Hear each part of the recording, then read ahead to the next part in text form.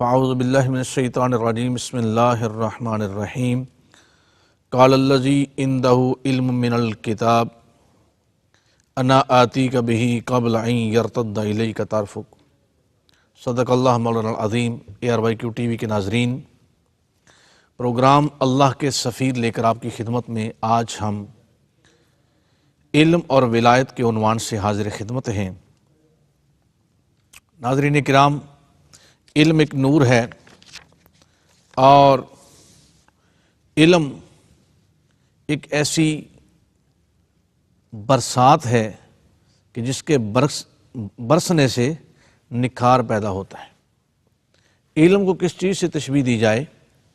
کہ علم جہالت کے مقابلے میں نور ہے، روشنی ہے، اور قرآن مجید میں واضح ارشاد فرمایا گیا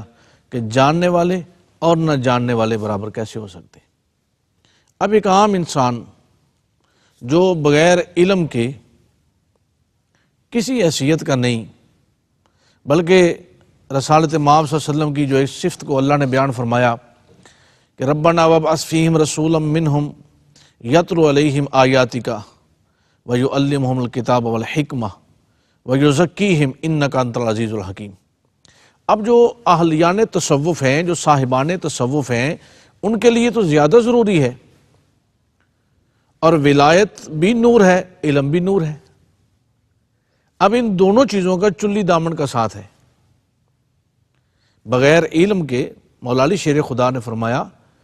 کہ مال تو جمع کرتا ہے اور مال کی تجھے حفاظت کرنی پڑتی ہے۔ علم حاصل کر تاکہ علم تیری حفاظت کرے، علم تجھے بچائے۔ اور جو علم والے ہیں، جو صاحبان علم ہیں، حضرت شیخ سعدی علیہ رحمہ نے بھی اس کی طرف اشارہ فرمایا ہے کہ پے علم چوں شمع باید گداخت، کہ بے علم نتوا خدا را شناخت۔ یعنی بے علم کیسے اس کی شناخت کر سکتے، معرفت الہی کو کیسے پا سکتا ہے جب قرآن و سنت کا نور ہی نہیں اس کے پاس؟ تو ولایت کا نور کیسے ملے گا؟ ولایت کا نور تو قرآن و سنت کے نور کا مجموعہ ہے۔ ادھر قرآن کا نور ہے، سنت کا نور ہے، اور ان دو نوروں کو جب ملایا جائے تو پھر ولایت جو ہے وہ نور علی نور ہے، پھر انوار کامل بنتے ہیں۔ اور جب تک اس سے دور رہے انوار ملتے نہیں، اسرار کھلتے نہیں۔ اور علم کی حیثیت کو اگر جاننا چاہیں ہم تو قندیل نورانی غوث سمدانی الحسنی والحسینی الشیخ میرا محی الدین عبد القادر جیلانی، پیران پیر دستگیر، جو اولیاء اللہ کے سلطان ہیں، سرتاج ہیں، آپ نے علم حاصل کرنے کے لیے مدرسوں کی خاک چھانی، علم حاصل کرنے کے لیے فاقے برداشت کیے، شب و روز تگ و دو کی، اساتذہ کے سامنے زانو میں تلمس طے کیے۔ خواجہ غریب نواز علیہ رحمن اساتذہ کے سامنے زانو میں تلمس طے کیے، اور پھر حضور شیخ سیدنا عبد القادر جیلانی رضی اللہ تعالیٰ عنہ کی یہ شان اور مقام کہ ولایت میں تو کوئی شک و شبہ نہیں، جو ولیوں کے سلطان ہیں، جن کے قدموں کی خیرات ولایت ہے، جن سے سب کو ولایت کی ترسیل کا ذریعہ ہے، اور وہ باب مدینۃ العلم سے فیض لے کر جو تقسیم کر رہے ہیں، آپ کے علم کا مقام اور شان یہ آج کے دور میں بھی ہم اگر دیکھیں تو کالجز، یونیورسٹیز میں ہم چلے جائیں تو اگر ہمارے مدارس کے اندر کو آ جائے تو صرف والا صرف پڑھاتا ہے، نحو والے نحو پڑھاتے ہیں۔ اسی طرح کالجز کے اندر، یونیورسٹیز کے اندر میتھ کے استاد جو ہیں وہ میتھ پڑھاتے ہیں، فزکس والے فزکس پڑھاتے ہیں، بایو والے بایولوجی پڑھاتے ہیں، کیمسٹری والے کیمسٹری پڑھاتے ہیں، انگلش والے انگلش پڑھاتے ہیں، اسلامیات والے اسلامیات پڑھاتے ہیں۔ حضور سیدی غوث اعظم رضی اللہ تعالیٰ عنہ ہر روز 13 اسباق پڑھاتے ہیں۔ یعنی ایک ولی کامل اور شان اور مقام یہ ہے کہ ہم اس بحث کو مزید نہ بھی کھول سکیں اگر اپنے وقت میں رہتے ہوئے، تو یہ مثال میں جو پیش کر رہا ہوں پیران پیر دستگیر رضی اللہ تعالیٰ عنہ کی، کہ اگر مصلی امامت دیکھا جائے تو عبد القادر جیلانی وقت کا جو ولی کامل ہے اس پہ بھی نظر آتے ہیں۔ اگر ہم ممبر رسول کو دیکھیں تو غوث اعظم واز کرتے ہوئے بھی نظر آتے ہیں۔ اگر ہم اسباق پڑھاتے ہوئے دیکھیں تو اپنے دارالعلوم اپنے جامعہ کے اندر صدر مدرس کی حیثیت سے غوث اعظم ہمیں اسباق پڑھاتے ہوئے بھی نظر آتے ہیں، لیکن اس کے ساتھ ساتھ ظہر عصر مغرب عشاء کے ساتھ ساتھ مریدین کی دلجوئی، ان سے محبت کا معاملہ، ان کے ساتھ اخلاقیات، ان کے وظائف، ان کو سمجھانا، ان کو لا الہ الا اللہ کی ضربیں لگوانا، اور پھر رات تہجد میں نظر آتے ہیں،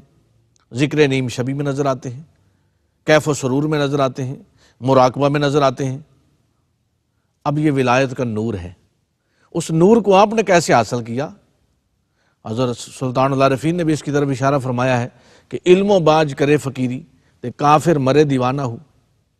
یعنی وہ علم، یہ دیکھیں قرآن مجید کی جو میں نے آیت کریمہ کی تلاوت شروع میں کی، سورہ نمل، فرمایا وہ شخص جس کو کتاب میں سے کچھ علم تھا، دیا گیا تھا، اس کا حال یہ ہے کہ وہ اس کی کرامت، ہم صرف کرامت کو ولایت سمجھتے ہیں، لیکن قرآن و سنت کا جو معیار ہے وہ علم کو ولایت کا معیار رکھا گیا۔ کیا فرمایا گیا کہ جس کو تھوڑا کتاب کا علم تھا نا،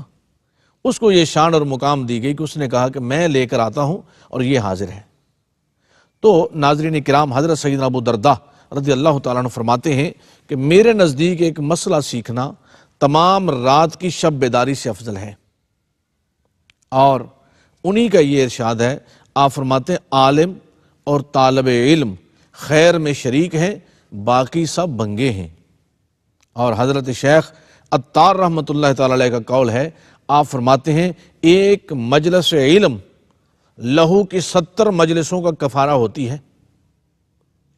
حضرت عمر رضی اللہ تعالیٰ فرماتے ہیں 1000 شب بیدار روزہ دار عابدوں کا مر جانا ایسے عالم کی موت سے کم تر ہے جو خدا کے حلال و حرام کردہ کا ماہر ہو۔ تو اللہ کا ولی جو صاحب ارشاد ہے، جسے مرشد کہا جاتا ہے، اور مرشد کہا ہی اسے جاتا ہے جو صاحب ارشاد ہوتا ہے، جس کو ارشاد کی طاقت ہوتی ہے، جو کسی کو وامر بالمعروف ونہا عن المنکر کے تحت وہ احکامات سنا سکے، حسنات میں مشغول کرے، سیئات سے محفوظ کرے، لغویات سے بچائے، فضولیات سے دور رکھے، اپنے مریدین کو، اپنے پاس بیٹھنے والوں کو، تلامذہ کو راہ نور دیدہ دکھائے۔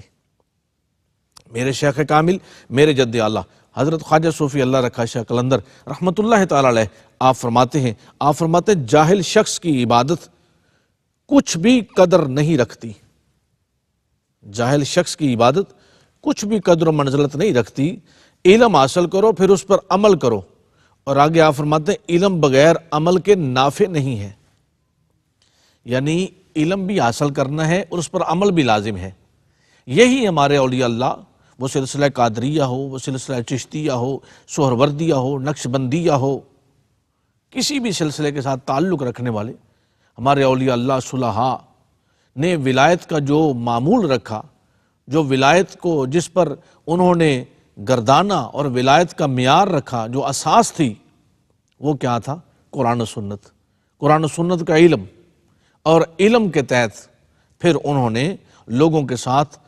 اللہ رسول کے معاملات کو چلایا، لوگوں سے محبت فرمائی، اخلاقیات کو بھی ملحوظ خاطر رکھا، پیش نظر رکھا، قرآن و سنت کی تعلیمات کو بھی پیش نظر رکھا، اور پھر اس کے ساتھ ساتھ تصوف میں اپنے آپ کو